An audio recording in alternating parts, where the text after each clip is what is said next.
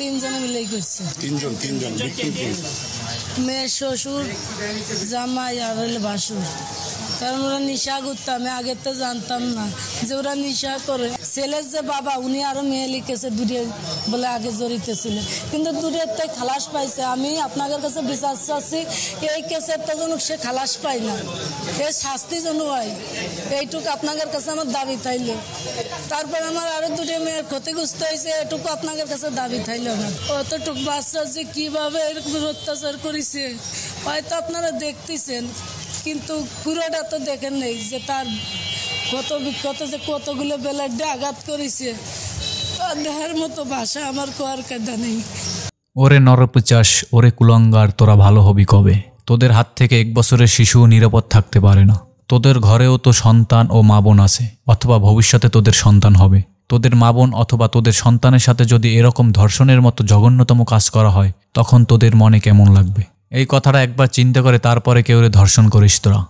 যারা শিশু ধর্ষণ বা যে কোনো বয়সী নারীদের সাথে ধর্ষণের মতো জঘন্যতম কাজ করে, তাদের প্রকাশ্যে মাইকিং করে জনগণকে সমাগত করে মাঠের ভিতরে ফাঁসি দেওয়া উচিত।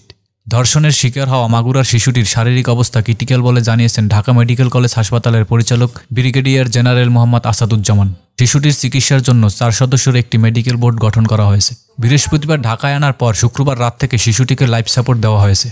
ওদিকে মাগুরার অতিরিক্ত পুলিশ সুপার মোহাম্মদ মিরাজুল ইসলাম বিবিসি বাংলাকে বলেছেন, শিশুটিকে নিপীড়নের ঘটনার সাথে যারা জড়িত বলে পরিবার থেকে অভিযোগ করা হয়েছে, তাদের 4 জনকেই পুলিশ হেফাজতে নেওয়া হয়েছে। এ ঘটনা এখন মামলা দায়েরের প্রস্তুতি চলছে।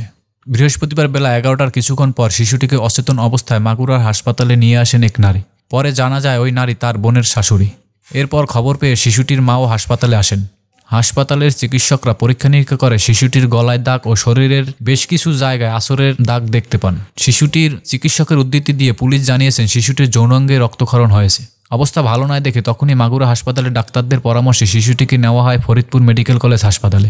সেখান থেকে বৃহস্পতিবার সন্ধ্যায় তাকে আনা হয় ঢাকা মেডিকেল কলেজ হাসপাতালে। এদিকে নারী ও সমাজকল্যাণ উপদেষ্টা শারমিন মুর্শিদ ধর্ষিত শিশুটিকে দেখতে চান ঢাকা মেডিকেল কলেজ হাসপাতালে। এ সময় তিনি সাংবাদিকদের সাথে কথা বলার সময় আক্ষেপ প্রকাশ করে বলেন, ডাক্তাররা জানে না তাকে বাঁচাতে পারবে কি পারবে না। কি বলে, ডাক্তার তার কাজ করছে, এই যে তরুণ ছেলেমেয়েরা তাদের প্রতিবাদ করছে। আমি আমার জায়গা থেকে আমি আমার সর্বোচ্চ চেষ্টা করব যেন হোম এবং আইন এই দুটো জায়গা থেকে এই বাচ্চাটা সম্পূর্ণ এবং দ্রুতভাবে বিচার পায়। প্রথম কথা, আপনারা সবাই দোয়া করেন বাচ্চাটা যেন বাঁচে। ডাক্তাররা চেষ্টা করছে। যেই মেয়েটি মেয়ে হয়ে ওঠেনি, যেই মেয়েটি নারী হয়ে ওঠেনি, তার গায়ে হাত দেয় কি করে? এই দেশ কি কাপুরুষের দেশ হয়ে গেল যে একটা 8 বছরের মেয়েকে গায়ে হাত দিতে হয়? এই কাপুরুষের হাইনাগুলো পুরুষ বেশে চারিদিকে ঘুরে বেড়াচ্ছে। এদেরকে দমন করার দায়িত্ব আপনাদেরও। আজকে আপনারা জানেন আন্তর্জাতিক নারী দিবস। আমি খুব কষ্টের সাথে বলছি, বছরের পর বছর আন্তর্জাতিক নারী দিবস আসে, নারী দিবস চলে যায়।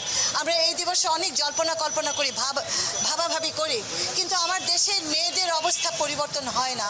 আমাদের শিশুদের জন্য আমরা একটা সুন্দর পরিবেশ দিতে পারি না। কিন্তু এই আন্দোলনটা জুলাই আন্দোলনের মতোই এতই বড় একটা আন্দোলন, কারণ আমার রন্ধ্রে রন্ধ্রে এটা ঘটে যাচ্ছে।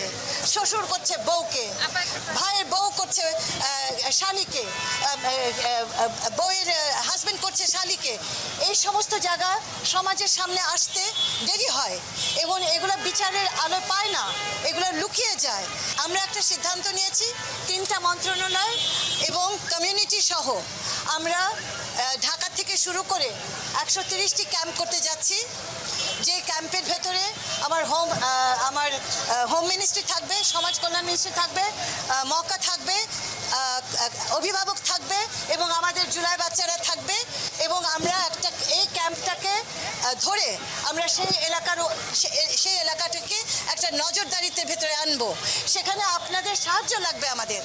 আমাদের সর্বশক্তি দিয়ে এই কি বলবো আমি, ব্যাধি, অসুস্থতা, এই অসুস্থ সমাজকে আমাদেরকে সুস্থ করতে হবে সর্বশক্তি দিয়ে।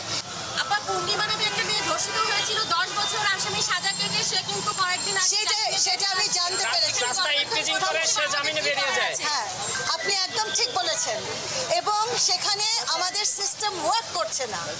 আমাদের সিস্টেম, আপনারা এটাও জানেন যে যুগ যুগ ধরে মেয়েদের এই ক্রাইসিস।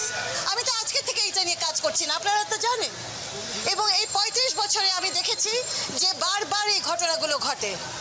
কোন প্রভাবশালীর টেলিফোন আসে, কোন কি বলবো, আমার বলার কিছু নেই, কিন্তু এটা হতে দেওয়া যাবে না। এই কেসটা is a clear cut case. এখানে এভিডেন্স আছে, ঘটনার প্রমাণ আছে, এবং এটাকে কিছুতেই আমরা হাতছাড়া হতে দেব না। এবং প্রথম কথা হচ্ছে যে আইনের আওতায় আনতে হবে, এবং তাদেরকে অ্যারেস্ট করা হয়েছে, কোনোভাবেই যেন তারা ছাড়া না পায়, সেটা আমিও নজরদারি রাখবো, আপনাদেরকেও বলবো নজরদারি রাখতে। এবং দয়া করে আপনারা জার্নালিস্টরা প্লিজ, আপনারা অনেক কিছু করেন ভালো, আপনারা অনেক কিছু করেন যেটা দেশের মঙ্গল, কিন্তু আপনারা অনেক কিছু করেন যেটা ক্ষতিও হয়। এবং সেই জায়গাটা থেকে আমি আপনাদেরকে অনুরোধ করব, যার বিরুদ্ধে অ্যালিগেশন এসছে, প্রমাণ নেই, অ্যালিগেশন এসছে, তাকে নিয়েও বাড়াবাড়ি জার্নালিজম করবেন না। কারণ আমাদের দেশে একটা অ্যালিগেশনকে প্রমাণিত হতে সময় লাগে। কেন সময় লাগে সেই জটিলতা আমার ব্যাখ্যা করার দরকার নেই আপনাদেরকে। কিন্তু অনেক সময় আপনাদের জার্নালিজমের জটিলতায় সেই মানুষটাকে কিন্তু আমরা আর ধরতে পারি না। তো আমরা একটা পজিশন নেই যে এই দেশে ছোট বাচ্চাদেরকে ধর্ষণ করবে, অ্যালিগেশন যদি আসে, কারের উপরে যদি সন্দেহ আসে, তাকে আমার অ্যারেস্ট করে ধরে নিয়ে যেতে হবে, তাকে আমাকে বন্ধ করতে হবে। আমি এটা আজকেই জানতে পেরেছি কিছুক্ষণ আগে, এবং আমি অবশ্যই এটা নিয়ে প্রশ্ন করব। কয়েকদিন আগে এক ধর্ষিত মেয়ে আত্মহত্যা করছে, বিচার পায় নাই, বড় মিয়া টাঙ্গাইলের ইস্যুটা। এরকম ইস্যু হয়ে যাচ্ছে, একের পর এক হয়ে যাচ্ছে, বিচার না হওয়ার মাধ্যম থেকে ফোন আসবে, তারপর হচ্ছে সে জামিনে বের হয়ে যাবে। কেসটা কি এরকম হবে? কেসটা নিয়ে না, আমি একেবারে একমত তোমাদের সাথে তো আমার দ্বিমত হওয়ার কোনো সুযোগ নেই।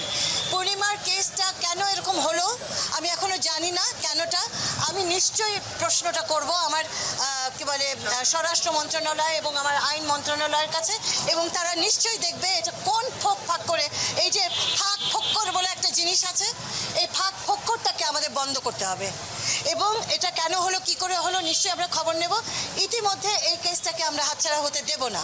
এই কেসটা চলতে চলতে আমরা এটাকে ফাস্ট ট্র্যাক অবশ্যই করব। আমরা খুব অল্প সময়ের ভেতরে, যেহেতু এটা খুব স্ট্রেট কাট একটা কেস, আমরা অল্প সময়ের ভেতরেই চাইবো যে এটা ক্লোজ হয়ে যাক।